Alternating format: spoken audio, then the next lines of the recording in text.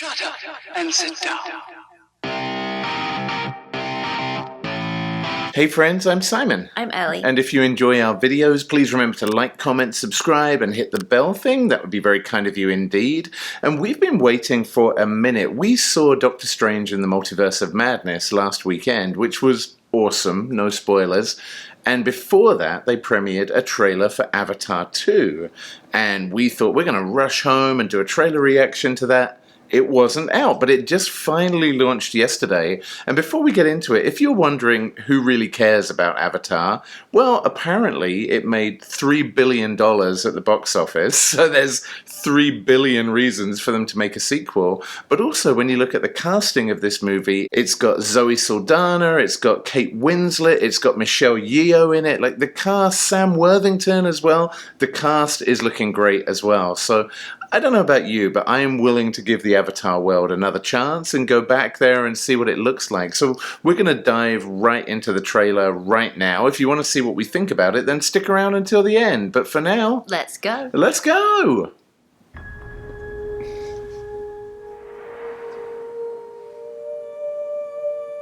Sounds like the Ghostbusters music. Look at all the butts. Blue butts.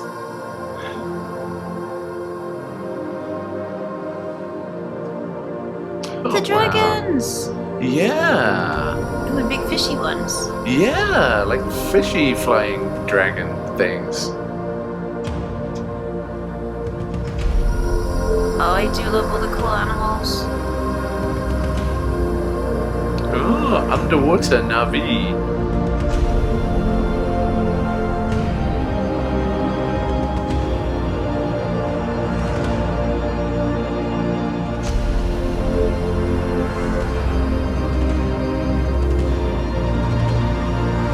Wow, Navi with human haircuts and guns.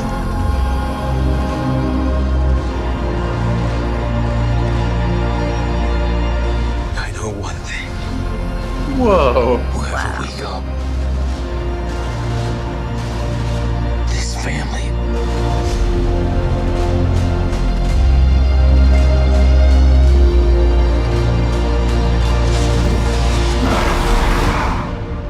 is our fortress.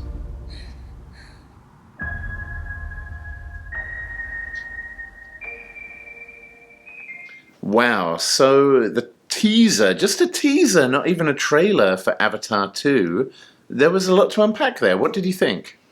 It looks amazing. I like that we see the animals that we liked from the first one, but also we get some new fishy animals as well. I like that we saw like a fishy dragon, and then he was riding on kind of like a flying shark type thing. That looked like with that long pointy snout. And then we got to see that huge whale. Yeah, like that blue whale looking dude. I think the dragons were called banshees, and the only reason I remember that is because we were some of those poor parents in the Pandora world of Disney World, I guess, who had to fork out, I don't even know, like $1 gazillion because Try not to think about it. Yeah, because their kids wanted a banshee. And of course they're now they've been on a shelf ever since. Covered in dust. Yes, covered in dust. But yeah, I also loved seeing the animals. I liked seeing the fact that this didn't seem to be Na'vi versus human. It seemed to be Na'vi versus other Na'vi, or maybe two different similar looking alien races. One of them looked very kind of human-like in appearance and had a gun.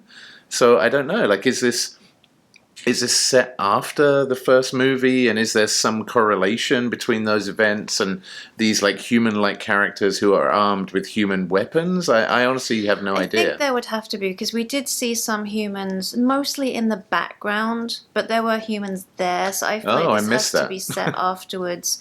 And then some of the military people that were involved previously, they left their tech there. So I'm wondering if it might be conflict in like a military / mining conflict versus kind of the people that are more living traditionally, if it might be that kind of a thing. But like you said, I mean, there do seem to be Na'vi who had maybe adopted the human way of life. And that's an interesting space to go, because we saw in the first movie, humans who adapted to the Na'vi way of life. And it's going to be interesting if they are exploring the conflict. And it's not just humans versus Na'vi. There's mixtures on both sides of exploring different motivations. That's an interesting story to go with. Yeah, and I kind of feel like they need to do something different as well. And as much as the first movie made a butt ton of money, nearly $3 billion worldwide, but at the same time, effectively, it was almost like a tech demo for super clear next generation 3D, which was awesome, but I wonder how many people went to the theater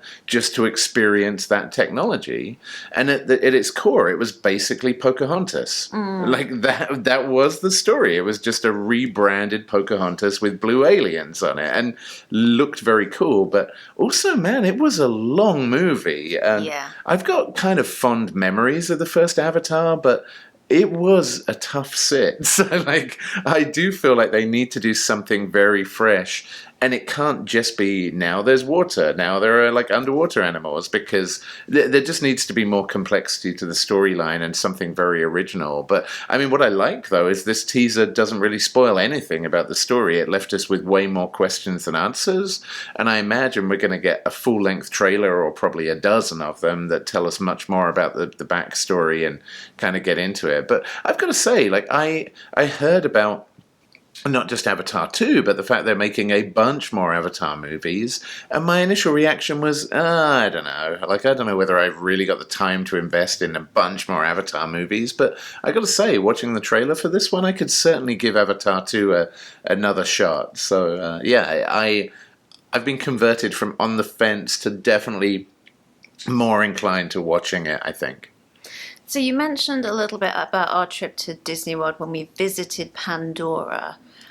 That was I think that might be one of my favorite kind of created worlds in Disney, with so much attention to detail, and the rides that were there too. I wasn't sure what to expect, because it just seemed like an odd choice to base this entire land around that movie. But I really, really liked the attention to detail, and it really was a beautiful land. What were some of the things that stood out to you from that? Oh my goodness, like, it really was like walking into an alien land, right? It was like being on Pandora. And what I liked was, with the plants, they had some artificial alien-looking plants, but also some real human plants, succulents and things that just looked alien. I love that. But then you went, as you were in the line for the rides, and oh my god, we have to talk about the rides, but as you're in line for the rides, you go from these like lush jungles to these industrial things, and there's kind of crossover zones where there are industrial complexes, but you have to walk through undergrowth to get into them. And it was just such a smart way of just blending in the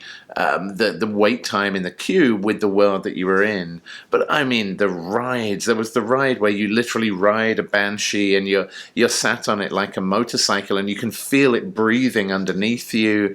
And again, that was some of the most immersive virtual reality 3D type experiences I've ever had, was like being on this thing as it's bounding through the jungle and launching into the sky. You really felt like you were there. I thought it was an amazing experience. How about you? What jumped out at you from the Pandora world? I really loved that ride too, if we're talking about the rides. I really, really liked the Na'vi River journey. I think it's fairly well known that they've got one of the most advanced animatronics as part of that ride, as one of the characters along this kind of boat journey. But it was the little things that really stood out to me. I really like all the little animals, as well as the big dragony type ones in this world, I guess. But they had really cute things, like you would be kind of going under this enormous leaf that was lit from above, and then you could see like little silhouettes of kind of tiny lizard feet making pitter patters along the leaves. But they had 6 feet instead of 4.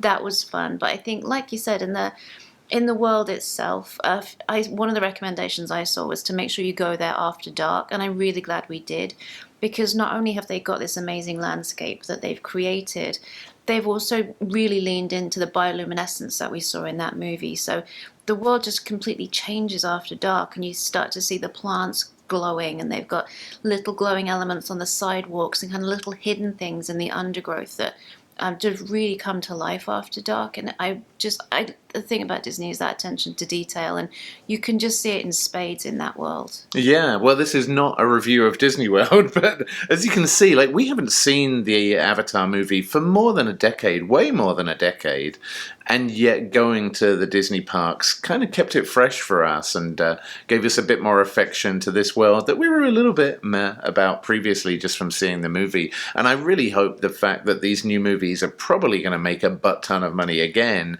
I really hope that gets kind of partially reinvested in the Disney parks and we see that expand, because man, we are suckers for theme parks. Well, hey, that is all we've got to say about the Avatar 2 trailer and the whole Avatar 2 experience. So hopefully we will see more pretty soon from James Cameron and the gang. But for now, that's all we got for you. So we will see you very soon, friends, on the next Nerd Safari. Peace out, nerds.